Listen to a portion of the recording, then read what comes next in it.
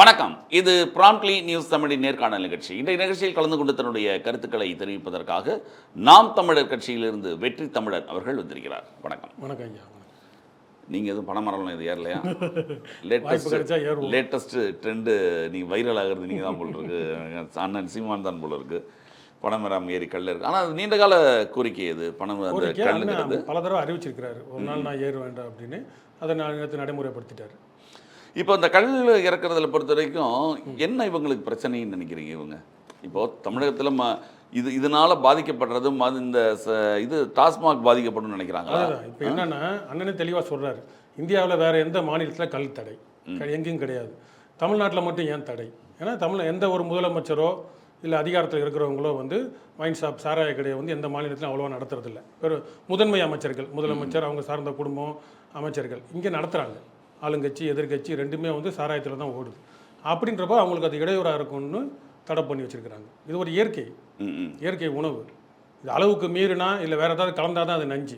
அதை அரசு மானிட்டர் பண்ணால் நல்லா இல்லை. பதனியாக இருக்கிற வரைக்கும் ஒன்றும் பிரச்சனை இல்லை. அது கல்லாக இருக்கும், அதுவும் போதை தருது தான் அப்படின்னு சொல்கிறாங்க. ரொம்ப அதிகமாக குடிக்க முடியாது இல்லை, போதைன்னா கூட ஆகிடும். உலகம் முழுக்க போதைகள் இருக்குது. எந்த போதையோ குடித்து எங்கெங்கேயோ எவனோ சீரழிகிறதுக்கு இந்த கெமிக்கலை குடிக்கிறதுக்கு இயற்கை தானே. இது ஒரு அளவுக்கு மீறி போகாது. இன்னும் அந்த அளவுக்கு அவங்களுக்கு இந்த சலம்பல் பண்ணுறது, குடும்பத்தில் தொல்லை கொடுக்குற அளவுக்குலாம் வராது. அதனால் அது ஒரு பெரிய பாதிப்பு இருக்காது. இப்போ இப்படி கேள்வி கேட்பாங்க, நீங்கள் மது கடையை ஒட்டு மொத்தமாக மூடினீங்க, எல்லாத்தையும் மது ஒழிப்பு பண்ணிட்டீங்க அப்படின்னா அப்போ வேறு ஊரில் போய் குடிக்க மாட்டேன், கள்ளச்சாராயம் வந்துடாதா? இப்படி சொல்கிறீங்கல்ல. ஏதோ ஒரு வகையில் ஒரு ரிலீஃபு, ஒரு உழைப்பாளிக்கு ஒரு ஓய்வு, அது இயற்கையாக அமையட்டுமே. எல்லா ஊர்லேயும் இருக்குல்ல, புதுச்சேரியில் இருக்குது, கேரளாவில் இருக்குது, சுற்றி உள்ள எல்லா இடங்கள்லையும் இருக்குது.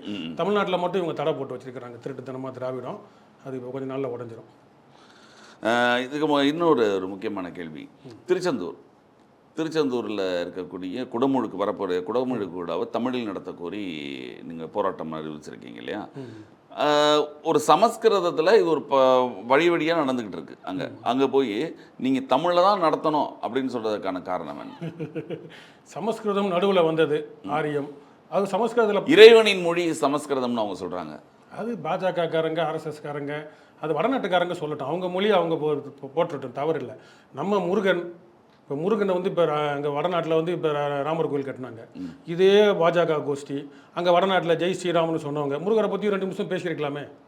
எல்லா கடவுளையும் பற்றி பேசுகிறப்ப முருகனை ஏன் வடநாடுகளில் வேறு நாடுகள் எடுத்துகிட்டு போகல? விநாயகர் சேர்த்து கொண்டாடுறாங்களே, முருகனோட அண்ணன் தானே விநாயகர் எப்படி உங்களுக்கு அங்கே வடநாட்டில் கொண்டாடுறாங்க? அது அந்த கதைகள் அவங்கவுங்க நம்பிக்கை.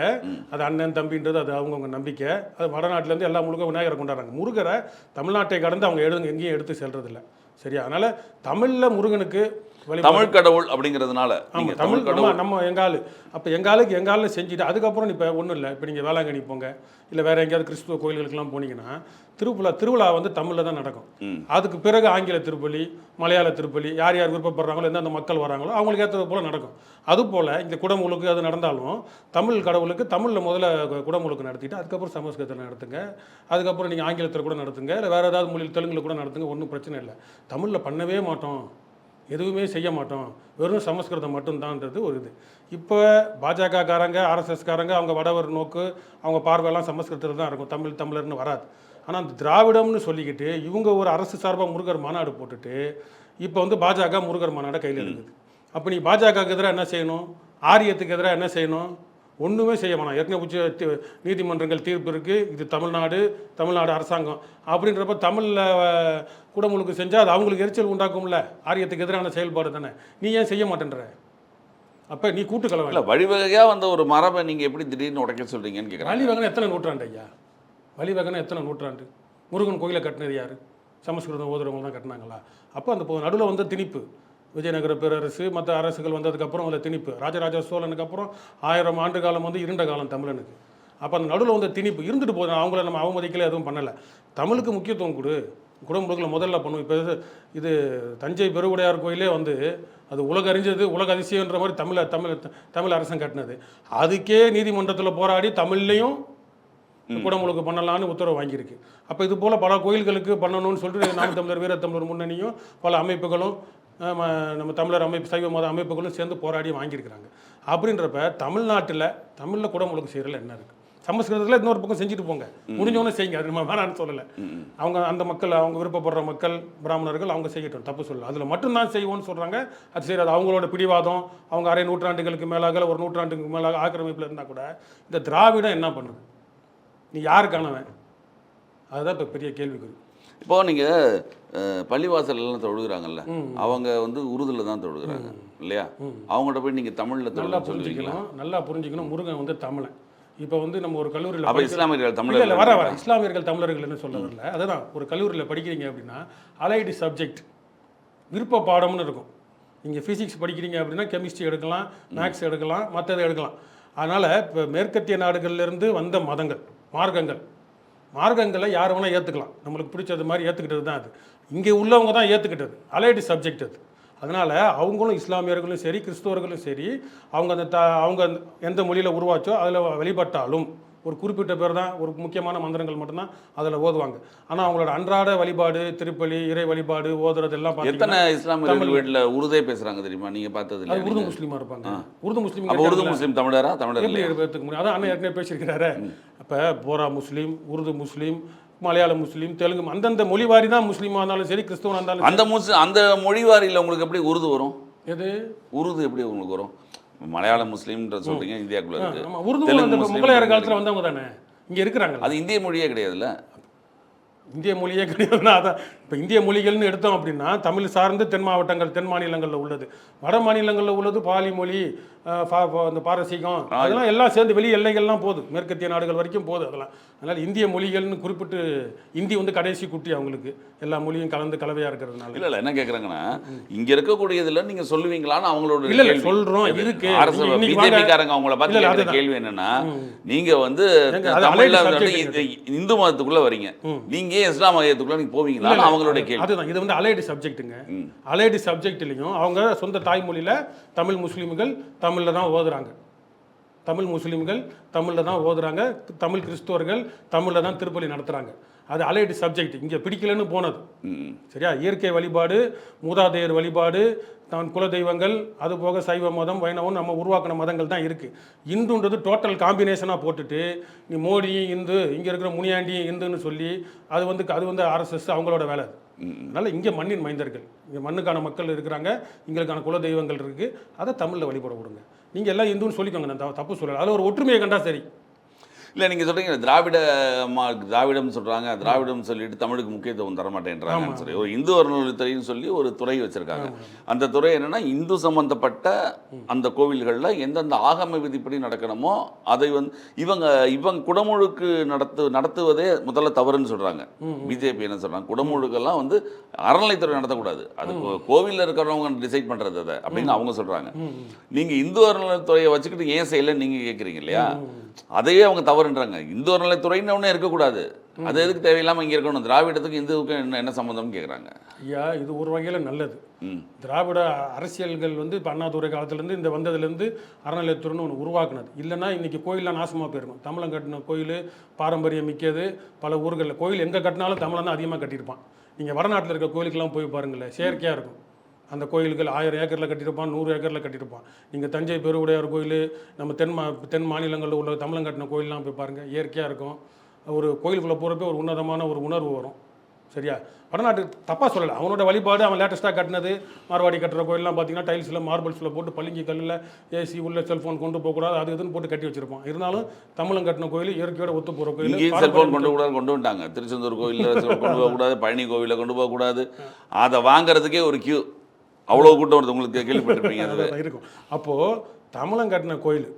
அப்போ இதில் இந்துன்னு பொதுவாக இந்துன்னா இப்போ மோடி ஐயாவும் இந்து, அமித்ஷாவும் இந்து, எல்லாருமே இந்துன்னு வரப்ப அது உங்கள் ஊர் கோயில். இப்போ நீங்கள் ஜெய் ஸ்ரீராம்னு கற்றுனீங்க, ராமர் கோயில் கட்டினீங்க, அது உங்கள் ஊர் உங்கள் பாடு, முடிஞ்சு போச்சு.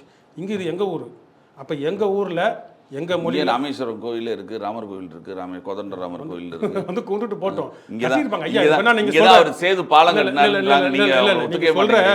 ஆகம விதி இது எல்லாமே ஒரு நூற்றாண்டு இருக்குமா, இல்லை அரை நூற்றாண்டு இருக்குமா? நடுவில் வந்தது தானே. இப்போ திருக்குறள் வந்து 2000 வருஷத்துக்கு முந்தைய பழமையானது. அதுக்கு முன்னாடி தமிழ் இலக்கியங்கள் தொல்காப்பியெல்லாம் வந்திருக்கு அப்படின்னா அப்போ கோயில் கட்டாமையா நம்ம இலக்கியங்கள்லாம் படிச்சிருக்கோம். கோயில்னா அரசரோட வீடு, நம்ம எல்லாம் ஒரு பொது உடைமை சமுதாயமாக விவசாயம் பண்ணி வாழ்ந்த சமுதாயம் தமிழ் சமுதாயம். அப்போ காலங்காலமாக இருந்த கோயில்கள் நம்ம. இவங்க நடுவில் வந்தவங்க. சரியா? அதனால் இவங்க சொல்கிறது பொதுவாக இருக்க முடியாது. இந்த இந்து அறநிலையத்துறை பேர் வேணால் இடிக்கும் நம்மளுக்கு. அது மொத்தப்படி அரசு கையில் இருக்கிறது நல்லது. இல்லைன்னா எல்லாரும் வடநாட்டுக்காரங்க எல்லாம் இல்லை, அதுக்கு அவங்க என்ன சொல்கிறாங்கன்னா, இஸ்லாமிய மசூதிகள் இருக்கு இல்லையா, கிறிஸ்தவ தேவாலயங்கள்லாம் அவங்களே தான் பார்த்துக்கிறாங்க. அப்படிங்கும்போது இங்கே மட்டும் எதுக்கு ஒரு துறை இதற்கு இப்படி வேணால் யோசிக்கலாம். அவங்கள மானிட்டர் பண்ணுறதுக்கு இப்போ மோடி வகுப்பு வாரியம்னு கொண்டு வந்து கொடுமைப்படுத்தணும், இல்லை அந்த மதத்தில் இப்போ ஏதாவது கட்டுக்கோப்பாக வச்சுக்கணும், அவங்கள ஏறி மிதிக்கணும்னு கொண்டு வந்திருக்கலாம். சரியா? அப்படி வேணால் நீங்கள் மானிட்டர் பண்ணுறதுக்கு அவங்க வரவு செலவு கணக்கு, அதுக்கு வேணால் நீங்கள் ஏதாவது கோரிக்கை வைக்கலாம். எங்களை மட்டும் நீ கணக்கு கேட்குறிய, எங்கள் உண்டியில் மட்டும் தூக்கிட்டு போறிய, எங்களுக்கு மட்டும் நீ பொறுப்புன்றிய, இப்போ மற்ற மதத்துக்கு பொறுப்பு இல்லையா, அரசாங்கம் எல்லாத்துக்கும் தானே பொதுவானதுன்னு நீங்கள் சொல்லலாம். அவங்களையும் வந்து நீங்கள் உங்கள் பார்வையில் வைங்க, அந்த மதத்தையும் வந்து நீங்கள் உங்கள் கட்டுக்கோப்பில் வைங்க அப்படின்னு சொல்லலாம். அது வாரியம் அமைக்கிறாங்க, இல்லை வேறு எதுவும் அமைக்காமல் போகிறாங்க, இல்லை நிகழ்வுகள் அரசு நிகழ்ச்சி அங்கேயும் முன்னெடுக்கும். முருகர் மாநாடு மாதிரி அங்கே ஒரு கிறிஸ்மஸ் நிகழ்ச்சி, ரம்ஜான் நிகழ்ச்சி வந்து அரசு முன்னெடுக்கணும். அது தவறு சொல்ல நம்ம அந்த மாதிரி கோரிக்கை வைங்க. அதனால் இந்த இந்து கோயில்கள்ன்ற பேரில் தமிழர் பாரம்பரியத்தை இந்த அறநிலையத்துறை கைவிட்டுச்சு அப்படின்னா, துறை இல்லாமல் விட்டோம் அப்படின்னா, யாரோ பண்டாரங்கள் பிரச்சனை இல்லை, தமிழன் தான் வடநாட்டுக்காரங்க வந்து உட்காந்து ஒன்றும் இல்லாமல் ஆக்கிடுவாங்க. இப்போவும் பல கோவில்களில் வந்து தமிழில் ஓதுறாங்க இல்லையா? தமிழில் சிறிய அளவில் இருக்குல்ல ஐயா. இப்போ நம்ம கேட்குறதெல்லாம் பெரியதெல்லாம் வடவழி கோவில்லையே அது ஆப்ஷனாக வச்சுருப்பாங்க. ஏதாவது ஒரு நேரம், குறிப்பிட்ட நேரம் வடபழனி. இப்போ எல்லா கோயிலையும் எடுத்துங்க. பெரிய கோயில், சின்ன கோயில், ஊர் ஓரமாக அந்த கிடா வெட்டுறது அதெல்லாம் நம்ம ஆளுங்க வெட்டுவாங்க. அதுலேயும் சமஸ்கிருதத்தை கொண்டு வந்துட்டாங்க. சமஸ்கிருதம் தெரியுதோ இல்லையா, மனப்பாடம் பண்ணி சொல்கிறதுக்கு நம்மளாலே சொல்கிற அளவுக்கு கொண்டு வந்துட்டாங்க. அது சொன்னால் தான் நல்லாயிருக்கும். தீ மிதிக்கிற கோயிலில் பிராமணர்கள் யாரும் வரமாட்டாங்க. அதை வந்து தீ மிதிக்கிறதுலாம் நம்ம தமிழர் மரபுப்படி அந்த காலத்துலேருந்து வந்தவங்க வேல் குத்துறது எல்லாம் வந்தது. ஆனால் அதில் அந்த கோயிலையும் இப்போ சமஸ்கிருதத்தில் ஓதுற அளவுக்கு கொண்டு வந்துட்டாங்க. அது இருந்துருப்போம். அதனால் இப்போ இந்த பெரும்பான்மை கோயில்களில் இப்போ தமிழ்நாட்டில் தானே நம்ம கேட்குறோம். ஆந்திராவில் போய் தமிழில் ஓதுறா, இல்லை ராமர் கோயில் வடநாட்டில் போய்ட்டு தமிழில் ஓதுறான்னு நம்ம சொல்லலை. அதனால் இது நியாயமான கோரிக்கை. இப்போ நல்லா பார்த்தீங்கன்னா திமுக போட்ட மாநாடு, தமிழ்நாடு அரசு சார்பாக முருகன் மாநாடு போட்டு பல கெஸ்ட்டுங்களை கூப்பிட்டு போட்ட மாநாடு ஒரு ஃபார்மாலிட்டி. பாஜக போட போகிற மாநாடு அதுவும் வந்து முத்தமிழ் முருகன் சொல்லிட்டு அதுவும் ஒரு ஃபார்மாலிட்டி. இல்லைன்னா பாஜக உயிர் துடிப்போட அந்த மாநாடு இருக்கணும்னு நினச்சிச்சுன்னா சீமானண்ணனுக்கு முன்னாடி இந்த குடமுழுக்க தமிழ்லேயே நடத்துங்கடா அப்படின்னு சொல்லியிருந்தாங்க அப்படின்னா பாஜக மாநாடு அங்கே வீரியம் பெற்றிருக்கும். இப்போ இது ஆரியத்துக்கும் திராவிடத்துக்கும் நடுவில் தமிழ் தேசியம் தான் நிற்கிது எழுந்து. அண்ணன் ஏற்கனவே முருகனை தூக்குனாரு, அப்போ எல்லாம் சிக்கல் உண்டாக்குனாங்க, எல்லாம் பச்சை துண்டு போடுறான், முருகனை தூக்குறான் அப்படி இப்படின்னு. இல்லை, இந்த விமர்சனம் ரொம்ப நாள் இருக்கு. நீங்கள் வந்து இந்து இல்லைன்றீங்க, சைவம்ன்ற வைணவம்னு சொல்றீங்க. ஆனால் விபூதி பூசுறாரு, பச்சை துண்டு போடுறாரு, வேல் எடுக்கிறாரு. இப்போ ஐயா இந்துன்னா என்ன? இல்லை, இந்த விமர்சனம் இருக்குன்னு சொல்கிறேன். அதுதான் இந்துன்னா காம்பினேஷன் ஆஃப் ஆல் ரிலிஜன்ற மாதிரி. Those are not Christians, Muslims. அதான் அண்ணன் சொல்லியிருக்கிறாரு, இந்திய அரசியலமைப்பு சட்டத்தில் வெள்ளைக்காரன் கிரியேட் பண்ணது யாரெல்லாம் எல்லாம் இப்படி இந்துன்னு உருவாக்குனதில் அதில் எல்லாருமே வரும். இங்கே முனியாண்டி கோயிலில் கடா வெட்டுறவனும் வருவான், அங்கே இப்போ மேற்கு வங்கத்தில் காளி கோயிலில் ஏதாவது பண்ணுறவனும் வருவான். அதனால் இந்துன்றது பொதுவாக எடுத்துக்க முடியாது. சரி, அது நல்ல காரியத்துக்காக பயன்பட்டுச்சு, மனித ஒற்றுமைக்காக, எல்லா தேசிய இனங்களின் ஒற்றுமைக்காக பயன்பட்டுச்சுன்னா அது நல்லது. அதனால் இங்கே தமிழர் மதங்கள் தான் நம்ம தமிழ்நாட்டில் தான் அந்த கோரிக்கையை வைக்கிறோம். அதோடு சேர்த்து அவங்க பிஜேபி என்ன சொல்கிறாங்கன்னா, நீங்கள் ஒரு திருச்செந்தூர் கோயிலை மட்டும் இவங்க பேசுகிறாங்க, நாங்கள் தமிழகத்தில் உள்ள அத்தனை பக்தர்களும் இனத்தில் நாங்கள் மாநாடு நடத்துகிறோம் அப்படின்னு அவங்களுடைய பேச்ச. பக்தர்களோட இணைத்து மாநாடு நடத்துங்க. கோரிக்கை என்ன? முருகனுக்கு தமிழில் குடமுழுக்க வைக்கணும், இந்துக்களை ஒன்றிணைப்பதற்காக அப்படின்னு சொல்கிறாங்க. இந்துக்கள் முருக பக்தர் நீங்க அதை இந்துக்கள்னே ஒத்துக்கல. நீங்க சரி இந்துக்கள்னே வச்சுக்கல, நீங்க ஒத்துக்கல. இந்த கோரிக்கை அவங்க இந்துக்கள் தான் சொல்றாங்க. இந்துக்கள் இந்த கோரிக்கைக்கு என்ன? குடமுழுக்கு முருகனுக்கு தமிழில் நடத்தணும். இதுக்கு பாஜக என்ன சொல்லுது? இந்த மாநாட்டு கோரிக்கை வருமா? நீங்கள் சமஸ்கிருதத்தில் நடத்துங்க, நடத்தாமல் போங்க, இல்லை சைடில் நடத்துங்க, இல்லை அடுத்த நாள் நடத்துங்க, இது முடிஞ்சவனை கூட நடத்திக்கங்க. அது கோரிக்கை வைக்கிறோம் நாங்கள். முதன்மையாக நடத்தணும். சரியா? முதன்மையாக தமிழ் கடவுள் முருகனுக்கு குடமுழுக்கு தமிழில் நடத்தணும்னு பாஜக சொன்னுச்சுன்னா அவங்க மாநாடு இட்டு, இல்லைன்னா அதுவும் டூப்ளிகேட்டு, இந்த திராவிடமும் டூப்ளிகேட்டு. இதுதான் உண்மை. நீங்கள் வந்து இதை வலியுறுத்துறீங்க, குடமுழுக்கு தமிழில் நடத்தணும் வலியுறுத்துறீங்க. அதை பிஜேபி எதிர்க்கிறதுக்கான ஒரு காரணம் இருக்குது. அவங்க இப்போ நீங்கள் சொன்ன மாதிரி அவங்க வடநாட்டிலேருந்து வந்தவங்க நிறைய சமஸ்கிருதத்தை அவங்க தூக்கி பிடிப்பாங்க. அவங்க ஏன்னா இந்த தேசிய கட்சிகள் எல்லாமே மொழிங்கிறத பெரிய பிரச்சனையாக மாட்டாங்க. ஏன்னா அவங்க அங்கேயும் போய் அரசியல் நடத்தணும். காங்கிரஸும் சரி இல்லை, அங்கே போய் அரசியல் நடத்தினா இந்த தேசிய கட்சின்னு சொன்னனால வரேன். இப்போ இந்த கமலஹாசன் கன்னடத்துக்கு ஆதரவாக தான் பேசினார், அவருக்கு தெரிஞ்ச வரலாற்றை பேசினார். அதுக்கு எதிராக வந்து இந்த தேசிய கட்சி காங்கிரஸு, பாஜக, சீதாராமையா எல்லாருமே கன்னடத்தில் ஒரு இம்மெச்சூர்டு தான்.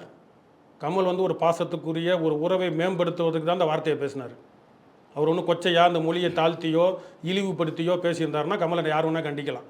அவர் அந்த உறவை கொண்டாடுறதுக்கு என்னோட இன்னொரு குடும்பம் கன்னடத்தில் இருக்குது, தமிழ்ல இருந்து பிறந்தது தானே கன்னடம், நம்மளாம் ஒரே தாய் மக்கள்னு சொன்னது ஒரு நல்ல அடிப்படையில் சொன்னார். அதுக்கு ஒரு மாற்று கருத்து இருந்தால் எதிர்கருத்தை வச்சுட்டு போயிட்டே இருக்கலாம். இன கலவரத்தை உண்டாக்குவோம்னு துணை முதலமைச்சர் பேசுகிறார். அப்போ முதலமைச்சரும் அதே பேசுகிறாரு. அங்கே உள்ள பாஜகக்காரெல்லாம் அமைதியாக புத்திக்கிட்டு தானே இருக்கிறான். அப்போ நீங்கள் இந்த தேசிய கொள்கை மொழி கொள்கைனால இங்கே தமிழனை இழிச்சா வாங்கினா வச்சுருக்கிறாங்க. இங்கே தமிழனை இந்த பாஜக, காங்கிரஸ், பொல்லாத கம்யூனிஸ்ட்டு இவங்க எல்லாம் இழிச்சா வாங்கினா வச்சுருக்கிறாங்கன்றது இதுக்கான ஆதாரம். இப்போ இவர் இருக்கிறாரில்ல, அவர் பேர் என்ன, கன்னடத்துக்காரர் நினைக்கிறேன், இவர் கம்யூனிஸ்ட்டு அருணன், எல்லாத்துக்கும் வாயை பொழந்துக்கிட்டு பேசுவார். இந்த பிரச்சனைக்கு ஏன் பேசலை அவர்? அப்போ இன பாசம் உனக்கு இருக்குல்ல. அப்போ பாஜகவாக இருந்தாலும் காங்கிரஸாக இருந்தாலும் ஒரு இம்மெச்சூர், ஒரு முதிர்ச்சியற்ற ஒரு எதிர்வினை ஆற்றுறதுக்கு நீதிபதியாக இருந்தாலும் அங்கே கன்னடானா இருக்கானல்ல, மன்னிப்பு கேட்கறதுல உனக்கு என்னன்னு கேட்குறான்ல, ஏன்னா வரலாற்று ஆசிரியர் என்னன்னு கேட்குறான்ல, நீதிபதியே கேட்குறாங்க அப்படின்னா அப்போ இங்கே வந்து தமிழனை தான் இழிச்ச வேணாம் நினச்சிக்கிட்டு இந்த தேசிய கட்சி. அதுக்கு இவங்க என்ன சொல்கிறாங்க, தேவையில்லாத ஒரு பிரச்சனையை வந்து 2 மாநிலங்களுக்குள்ள உருவாக்கக்கூடாது. யார் உருவாக்குறாங்க? கமல் உருவாக்குனாரா? கமலா உருவாக்குனாரு. கமல் வந்து எதை கொச்சப்படுத்தினாரா, இழிவுபடுத்தினாரா, கர்நாடகா எல்லையை குறை சொன்னாரா, இல்லை வந்து அந்த மொழியை கொச்சைப்படுத்தினாரா? கிடையாதுல்ல. அப்போ தேவையில்லாமல் இம்மெச்சூராக ஒரு கேனத்தனமாக ஒரு கொச்சைத்தனமாக இதை ஒரு பிரச்சனை ஆகினது யார்? கன்னட அந்த ஃப்ரிஞ்சு குரூப்ஸ், சிறு குழுக்கள். அதுக்கு ஆதரவாக அந்த நீதிபதி வரைக்கும் பேசுகிறாங்களா? அவனை பார்த்தீங்க யார் இங்கே கை காட்டி பாஜகக்காரனோ தமிழிசை அக்காவோ இல்லை நயினார் நாகேந்திரனோ ஏன் எதுவும் பேசலை? அப்போ இந்த வேஷம் எல்லாமே இந்த நாங்கள் தேசிய கட்சி, தேசியத்துக்கு மட்டும்தான் நாங்கள் பார்ப்போம், மொழிவாரி பார்க்க மாட்டோம்லாம் பொய் பித்தலாட்டம், தமிழனை ஏமாத்துற ஆட்டம். நல்லா புரியுதில்ல உங்களுக்கு? இதில் யாராவது குரல் கொடுத்துருந்தாங்க? பாஜகக்காரன் மட்டும்தான் இங்கே எதிர்த்து குரல் கொடுத்தான். என்னமோ கன்னடர் ஒருத்தர் பேர் கவுடான்னு பேரை போட்டு கோயம்புத்தூர் பக்கம் போஸ்டரை ஓட்டி தமிழ் எங்களுக்கு இங்கே இருக்கிற நீங்கள் தமிழ் சைட்லேருந்து எல்லாருமே வந்து ஏன் தேவையில்லாத வேலை, அங்கே போய் தேவையில்லாத வேலைன்னு பாஜகக்காரனை வச்சு சொல்ல சீதாராமையாவும் அப்போ காங்கிரஸும் பிஜேபியும் ஒன்றா? இப்போ சீதாராமையாவுக்கு இவ்வளோ தூரம் பேசுகிறவருக்கு இந்த இந்தியா கூட்டணியிலேருந்து ஸ்டாலின் போய் ஓட்டு கேட்டாரா இல்லையா? ஒரே இந்தியா கூட்டணி தானே. சோனியா காந்தி ஏன் வாய் திறக்கல? தேசிய கட்சி தானே. ராகுல் காந்தி ஏன் வாய் திறக்கல? தேசிய கட்சி தானே. ஏன்பா சின்ன பிரச்சனை போய் ஏன் தேவையில்லாமல் இனக்கலவரமாக உண்டாக்குறீங்க? உங்களுக்கு அறிவில்லை?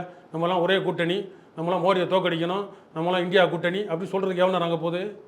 அப்போ இங்கே ஒரு கூட்டணி கட்சியோட வேட்பாளர் ஆதரிக்கிறதுக்காக இன்னொரு மாநிலத்தில் போகிறது தப்பு இல்லை, தப்பு இல்லை. ஆனால் பம்பாயிலேயோ இதுலேயோ சீமானன் அவர்களே ஒரு ஆதரிச்சு பேசுகிறாங்க. அதான் பழைய கதைனாலும் அதுதானே. அப்போ இவங்க போனது தவறு சொல்ல, நான் இவங்க போனது தவறு சொல்லலை. அப்போ இப்போ பஞ்சாயத்து நடக்குதுல்ல, அப்போ நாட்டாமை யார்? அப்போ ராகுல் காந்தியோ சோனியா காந்தியோ பேசியிருக்கணுமா இல்லையா? இந்த மாதிரி வந்து ஏன்பா அது நம்மளாம் ஒரே கூட்டணி தாயா பிள்ளையாக இருக்கிறோம், எதுக்குப்பா சண்டை போட்டுக்கிறீங்க, இனக்கலவரத்தை உண்டாக்குறீங்க, நம்மளாம் பாரத மாதாவின் தவ புதல்வர்கள். ஒன்றும் மோடி பேசியிருக்கணும், இல்லைனா வந்து பாஜக இந்த தேசியம் பேசுகிற கட்சிகள் பேசி அங்கே அடுத்தவங்க ஓட்டு வாங்கக்கூடாது, அதுக்கான உங்களுடைய திட்டம். சரி, இவ்வளோ தைரியமாக சொல்கிறேன். இப்போ சவால் விடுறேன். இப்போ 2026 தேர்தலில் இதே சீதாராமையா வந்து ஸ்டாலின் ஓட்டு கேட்பாரா? திருமாவளவனுக்கு ஓட்டு கேட்பாரா? கேட்க மாட்டீங்களே. அப்புறம் என்ன மண்ணாங்கட்டிக்கு நாங்கள் மட்டும் வந்து இந்த தேசியத்தை பிடிங்கிட்டு தூக்கிக்கிட்டு தெரியணும்? இங்கேருந்து இங்கே போய் ஓட்டு கேட்பாங்களாம். திருமாவளவன் போவாராம், ஸ்டாலின் போவாராம். அவங்க தண்ணி தர மாட்டாங்களாம். ஸ்டாலினை கழுதையில் நாயில் கட்டி கழுத்தில் தொங்க விடுவாங்களாம். அதுக்கப்புறம் வந்து அங்கே நம்ம போகிற மக்களை அடிப்பாங்களாம். கமல் வந்து பாசமாக பேசின மொழிக்கு வந்து எதிர்த்து பேசுவாங்களாம். இவங்க எதிர்ப்பே தெரிவிக்க மாட்டாங்களாம். இந்த 2026 தேர்தலில் ஸ்டாலினு திமுக இந்த இந்தியா கூட்டணி ஆதரித்து அவங்க கூட்டணியில் உள்ள சீதாராமையாவோ, அங்கே உள்ள துணை முதலமைச்சரோ, அங்கே உள்ள கூட்டணி கட்சி தலைவர்களோ இங்கே வந்து திருமாவளவனுக்கும் ஸ்டாலினுக்கும் ஓட்டு கேட்க சொல்லுங்க பார்ப்போம். இல்லை, அங்கே இருக்கக்கூடிய தமிழர்களோட ஓட்டு வாங்குறதுக்காக இவங்க போய் அப்போ இங்கேருந்து போய் அப்போ இங்கே வந்து கேளு, ஏன் தமிழன் மட்டும் தான் ஓட்டு கேட்பேன், இங்கே கன்னடர்கள் இல்லையா? சோபன் பாபுக்கு நடிகருக்கெல்லாம் சிலை இருக்கு. அப்போ இதெல்லாம் வந்து இந்த நீங்கள் சொன்ன இந்த ஒரு வாரத்தில் தான் வருது. எல்லாம் தேசியக்காரர்கள் தேசிய கட்சிக்காரங்க வந்து இந்த மாதிரி மொழி வாரி மண்ணுக்கு மக்களுக்கு உண்மையாக இருக்க மாட்டாங்கன்றது உண்மை தான். அது வந்து கன்னடத்தில் இருக்கிறாங்கல்ல, ஆந்திராவில் இருக்கிறாங்க. ஆமாம், நீங்கள் சொல்கிற மாதிரி கர்நாடகாவில் இருக்கிற பிஜேபி, கர்நாடகா காங்கிரஸ்லாம் ஒன்று ஆகிட்டாங்க. ஒருத்தராவது மாற்று கருத்து தெரிவித்தாங்களா? ஏன்ப்பா அவங்க வந்து தமிழர்களுக்கு எதிராக கூட பேச வேணாம். காங்கிரஸ்காரன் ஏன்ப்பா அவ்வளோ உக்கிரமாக பேசுகிற, கமல் என்னப்பா அமைதியாக தானேப்பா பேசினார், இதுக்கு மாற்று கருத்து சொல்லிட்டு போகணும் தானே, எதுக்கு ஏன்ப்பா இனக்கலவரம் உண்டாக்குற மாதிரி ஒரு அமைதியான கருத்தை பதிவு பண்ணலாமே. இங்கே சூடு சொரணம் இல்லாமல் தமிழிசை அக்காவும் அவங்க பேர் என்ன நயினார் நாகேந்திரன் மன்னிப்பு கேட்டால் தப்பு இல்லைன்ற மாதிரி இங்கே பாஜகக்காரனுக்கு சாஃப்டாக போயிடும். எதுக்கு பஞ்சாயத்துன்றல, அந்த எதுக்கு பஞ்சாயத்துன்றது அங்கே இருக்க பாஜகக்காரன் ஏன் கேட்கல? அப்போ நீங்கள் எல்லாம் ஒன்று சேர்ந்துப்பீங்க கன்னடர்கள்னால், நாங்கள் தமிழர்னால் சேரக்கூடாது. அப்போ இந்த முருகிறதுலேருந்து ஆரம்பிக்குது. முருகன் நல்ல வழி காட்டுவார். முருகன் நல்ல வழி, தமிழக மக்களுக்கு நல்ல வழி காட்டுவார். ஏன்னா கண்டிப்பாக. திராவிடத்துக்கு ஆனால் நீங்கள் சொன்ன மாதிரி குடமுழுக்கு தமிழில் நடக்கும் பொழுது எல்லாருக்கும் என்னன்னு புரியும்ல. புரியும். என்ன மந்திரங்கள் என்ன ஏன்னா சொல்றாங்கன்னு இது வந்து புரியும். கருணாநிதி ஐயா அதிகாரத்தில் இருக்கிறப்போ, ஜெயலலிதா அம்மா அதிகாரத்தில் இருக்கிறப்போ நம்மளுக்கு அவ்வளோவா வந்து இப்போ நாம் தமிழர்னு வந்ததே வந்து அந்த 1.5 லட்சம் தமிழர்கள் கொண்ட இன அழிப்புக்கு பிறகு தான். இப்போ தான் நம்ம எது இதில் இழந்திருக்கிறோம், எது இதில் நம்மளை இத்தனை அரை நூற்றாண்டுகளா 1 நூற்றாண்டுகளுக்கு மேலே ஏமாற்றிருக்கிறாங்க. ஆரியன் நம்மளுக்கு வந்து என்னைக்குன்னா எதிரி. நமக்கு சண்டை போட்டு இப்போ பெறலாம், இல்லை ஏதோ கேள்வி கேட்கலாம், சண்டை போடலாம். உள்ளே இருந்து நடுவில் புரோக்கர் வேலை பார்க்குற திராவிடம் தான் நம்மளுக்கு வந்து துரோகி. அவன் எதிரி. எதிரியா துரோகியா அப்படின்னா துரோகி தான் முக்கியம்ன்றீங்க. துரோகி முக்கியம் இல்லை, துரோகி இல்ல, வந்து துரோகியோட தான் முதல் சண்டை போடணும். எதிரியோட என்றைக்குமே காலங்காலமாக பல நூற்றாண்டுகளை சண்டை போட்டுட்டு தான் இருக்கிறோம். தமிழில் குடமுழுக்குன்னு இப்போ நான் அதிகாரத்துக்கு வந்துட்டோம், தமிழில் குடமுழுக்குன்னா ஆரியம் எதிர்க்காது. எப்போ நாங்களும் சமஸ்கிருதத்தில் ஒரு ஓரமாக பண்ணிக்கிறோம்ப்பா, பண்ணிட்டு போ, முடிஞ்சு போச்சு, அவ்வளோதான், சாப்டர் க்ளோஸ். தமிழில் நடத்தியாச்சு, தமிழில் நடத்தியாச்சு, நீ சமஸ்கிருதமும் சேர்ந்து போவோம், நீ எங்கள் கடவுளை கும்பிடல, எங்களுக்கு எந்த ஒரு பிரச்சனையும் இல்லைன்னு சொல்லிட்டு போயிடலாம். ஆனால் தமிழில் நடத்தவே விடாமல் அவங்களுக்கு எல்லா வேலையும் இப்போ புரோக்கர் வேலையெல்லாம் பண்ணி கொடுக்குறது இந்த திராவிடம். ஆனால் திராவிடம் தான் முதல்ல தீது, ஆரியம் எதிரி, அதை நாங்கள் எதிர்த்துருவோம். அது எதிர்த்தா கூட கொஞ்சம் சரியாயிக்கலாம், ஆனால் இது சரியாகாது. எதிரி எதிர்த்துடலாம், அடிக்கலாம், எதிர்த்துடலாம், சண்டை போடலாம். உள்ளுக்குள்ளே இருந்துக்கிட்டு நான் தாண்டா சமூக நீதி, நான் தாண்டா எல்லாமே மாப்பிள்ளை அப்படின்னு சொல்லிட்டு ஊரை ஏமாத்துற வேலை பண்ணக்கூடாதுல்ல. கண்டிப்பாக. மிக்க நன்றி. நிகழ்ச்சியில் வந்து கலந்து கொண்டு தங்களுடைய மேலான கருத்துக்களை தெரிவித்தது. நன்றி.